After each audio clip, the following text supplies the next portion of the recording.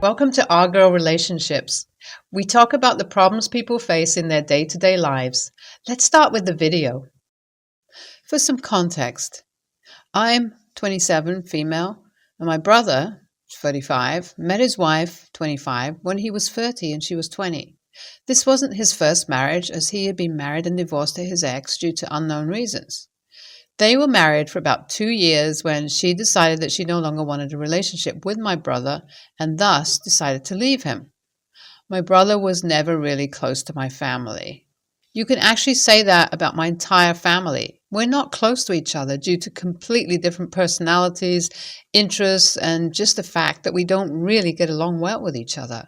So when my brother got married to his first wife in a courthouse wedding, and we only met her a handful of times, it wasn't that surprising. Even when my brother got divorced from my ex-sister-in-law, I wasn't aware of any of the details, and neither were my parents. He did not even come to any of us for any comfort or seemed upset. I knew my brother was kind of toxic just by the fact that with every relationship he got into, his next partner would be younger than his older one. So when he was 27 with his ex-sister-in-law who was 22, his current partner turned out to be 20 when he started dating her while being 30. I have always found this slightly creepy, as I do not see a lot in common between a 20-year-old and a 30-year-old, but I do not bother to ask or talk about it, as I do not want to meddle into this matter, especially when they both seemed happy. One thing different about this relationship of my brother was the fact that his girlfriend was very engaging. She tried to get to know us all, stayed in contact with us, and would often check up on him even more than my brother ever would. My parents instantly fell in love with the idea of having her and my brother getting married. So when they both got engaged, my parents were ecstatic, and my sister-in-law, being the lovely person that she was, tried to involve everyone in her small backyard wedding. And just like that, after about a year of dating and a year of being engaged, my sister-in-law and my brother got married. I was very happy for them, as my family needed someone like my sister-in-law to keep us bound together.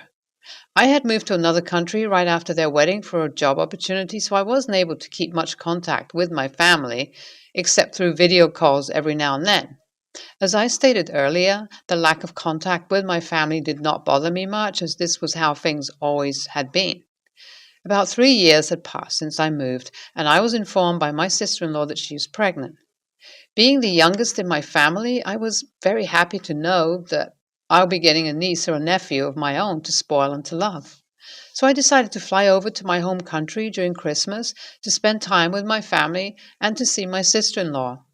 Surprisingly, my parents seemed too happy to know I was here. I was going to be living with them throughout the trip, and as my brother and sister-in-law lived far away from their place, they too had come over to stay with my parents for Christmas. Everything sounds pleasant and happy, right? But there is one thing I felt suspicious about, and that was my dad. It always felt like my dad had been wanting to tell me something since the day I landed here, but always missed the opportunity to do so, as someone always interrupted our private conversation in one way or the other. So Christmas comes. A few of my sister-in-law's side of the family have joined us for dinner, as well as a few cousins from my side of the family. We all had a good time, danced, exchanged gifts, and enjoyed karaoke. One thing I noticed throughout this trip was how my brother talked to my sister-in-law. His extremely rude tone towards her was completely unnecessary, and the way my sister-in-law got startled just by hearing his voice had started to concern me. The same thing happened during Christmas dinner when we were all eating together at the dinner table. Every single one of my family members and the guests were present. Everyone was enjoying a nice dinner and having a conversation when my brother started yelling, blowing up at my sister-in-law. Now, if one would have heard this scream without context, they would have thought that my brother probably saw my sister-in-law do something really bad. But you know what enraged my brother to the point that he left his dinner in anger? The fact that my sister-in-law had forgotten to make the pasta the way my brother liked it. Yes, this is why a 35-year-old man who is perfectly capable of making his own food or adjusting for a meal blew up at his pregnant wife. My sister-in-law instantly starts tearing up as my sister-in-law's side of the family just looks at her awkwardly, and my mom continues to berate her for not being able to do anything right. My dad just shot me a look, and it clicked to me that this is what he had been wanting to talk to me about. This entire exchange enraged me, and I decided to go talk to my brother, who was now sitting on the couch watching TV. I walked to my brother and tell him what he did was extremely wrong and how my sister-in-law does not need to be treated so poorly for making small mistakes. My brother just looks at me and starts laughing. His laugh is scary, and honestly, it managed to intimidate me. I have never had such a conversation with my brother, and this was the last reaction I expected him to have. My brother just sits there silently as my sister-in-law walks up to me and starts yelling at me for being rude to my brother. At this point, I'm dumbfounded as I sit there confused. It took a minute to realize that yes, it is me who is getting yelled at and not my brother. I am furthermore shocked to hear that my mother and my cousins tell me how I basically ruined the entire night by meddling into the matters of my brother and sister-in-law, and how I should keep my mouth shut because I'm the youngest. I was honestly too shocked to speak at this point, so I shut up. All my brother tells me is that I should probably leave the house tomorrow, as I clearly don't have the basic manners to respect the person who is hosting me. Huh? I thought it was my parents who were hosting me. This statement confused me, but I decided not to ruin the night furthermore for these people, as I am clearly not needed here. I go to my room and spend my night there, where I call and discuss my situation with a couple of friends of mine, and my boyfriend, who tells me that I might be the a-hole, technically, because I shouldn't have jumped into matters which my sister-in-law clearly did not want me to. I did not do this for any sort of appreciation. I simply did it because I would have wanted someone to stand up for me as well if I was in her place. So AITA for standing up for my sister-in-law?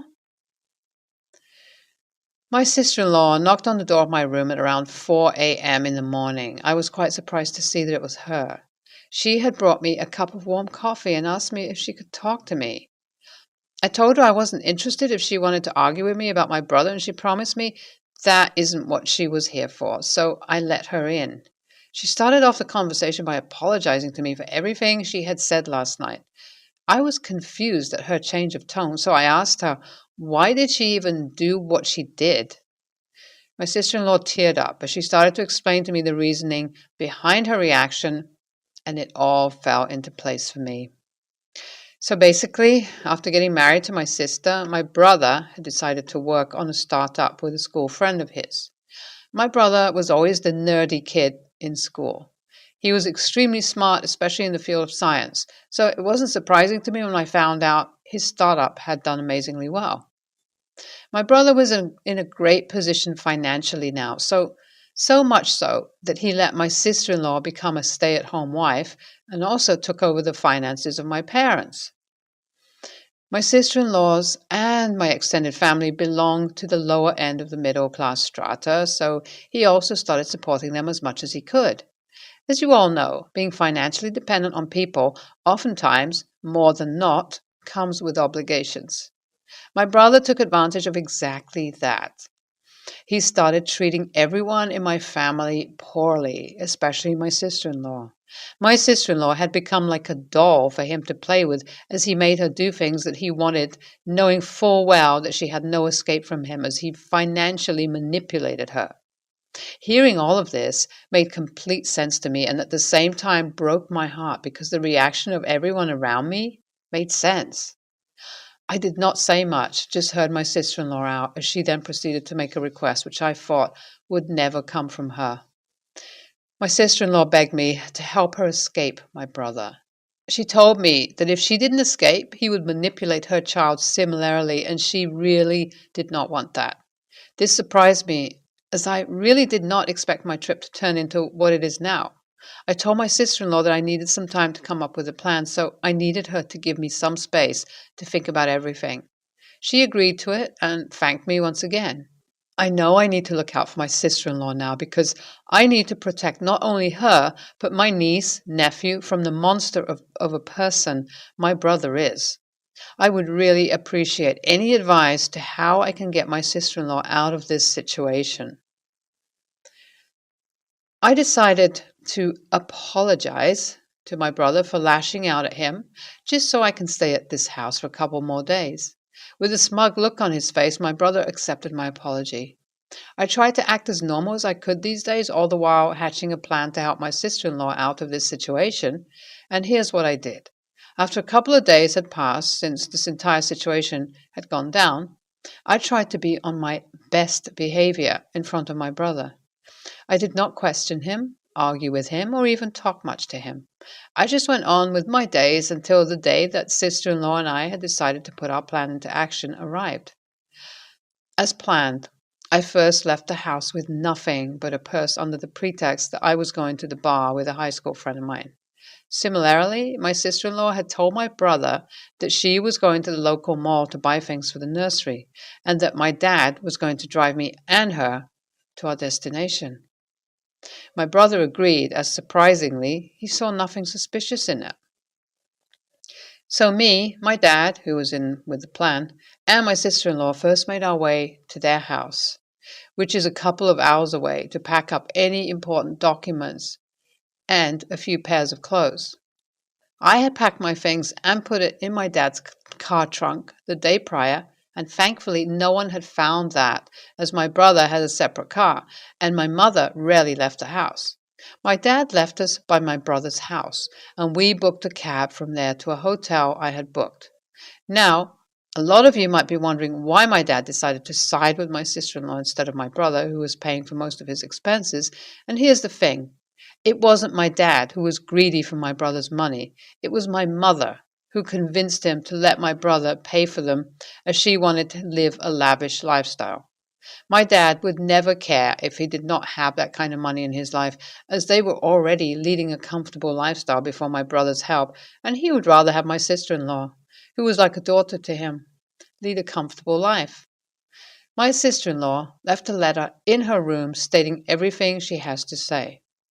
We are not worried about the cops, as we know we can always tell them that my sister-in-law had left willingly if they ever reach out to her. It's been almost 5 hours since we left. Needless to say that my and my sister-in-law's phone has already started blowing up with calls and texts from my mom and my brother, and honestly, I do not feel worried at all, as my brother has no basis to take any sort of action. I will be supporting my sister-in-law until she files for divorce. After the divorce, I will be helping her move to my country, where she will find a job to support herself and her child. NTA, OP's brother is toxic and sounds like a misogynistic man-child, and the mother's reaction shows exactly where he got that from. Your sister-in-law's reaction seems to be out of fear and manipulation. Please don't feel bad for standing up for what's bad, OP. I would suggest you to even try to talk to sister-in-law further to know the root cause of this situation. NTA, mom, relatives, and brother are the real a-holes here.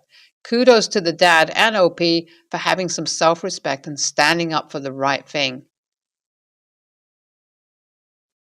I, 32-year-old male, and my brother Alan, 35, were raised by a single mother. Mom was nothing but loving and nurturing. Even when we struggled with money, she made sure we always had nice clothes and toys, even if she did her own shopping at garage sales. She would always spend time with us and support us. She delayed retirement to fund our college. After college, Alan started to only contact Mom for money. Then, after my niece, Zoe, 4, was born, it was for babysitting. He'd drop off Zoe, go out with his buddies, then pick up Zoe, never staying for even 5 minutes. Mom expressed feeling used, but Alan would guilt her with, "Do you not love us?" Then Mom got sick, and she couldn't live on her own anymore. I moved in to take care of her. Alan lived less than an hour away, yet he only visited her twice in those 2 years.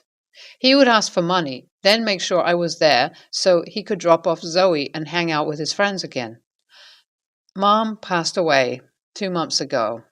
Alan didn't show up to the funeral or ash spreading, but did arrive for the probate. I received her house, car, and most of her savings. She had a sizable amount saved up. Alan received $5,000 and a few sentimental items from the house. Alan loudly complained, "That's it?" And we got into an argument. He said I manipulated Mom into getting more money, and she was the parent, so he didn't have to take care of her. I agreed that no, we didn't have to take care of Mom, and she never expected us to, but he should have helped her. And the fact that he only showed up now for money is disgusting. Fast forward to now. Alan calls me saying that his family would be evicted and they wanted the house. Not to share with me? For me to leave and him to keep Mom's house. Alan works a decent job and has a lease for a goddamn mini yacht. I told him I'm not bailing him out because he's living beyond his means. Alan said how he deserved the money after being kept on a leash by Mom for all those years. Note, Mom wasn't even very strict. She just kept her word. If she said you couldn't go out until you washed the dishes, then you wouldn't be leaving until you washed them. He has the option to live with sister-in-law's parents, but they disapprove of Alan and won't let him live there unless he gets his act together. Paying rent, either working or being at home with Zoe more, quit vaping, etc. Alan argued that it's unfair that he should have to move in with PIL and be treated like a child. I replied that Zoe behaves better than he is right now. Now, relatives say I should let them have the house and that I'm one person and as a family they need the house more. When I brought up Alan's treatment of Mom, they said that I need to put it aside and think of what's best for Zoe and my future niece. And it's what a good brother, uncle would do. Zoe and sister-in-law will be fine at sister-in-law's parents' house, though. I think Alan's demands are ridiculous, and he doesn't deserve the house money after his treatment of our mom. AITA?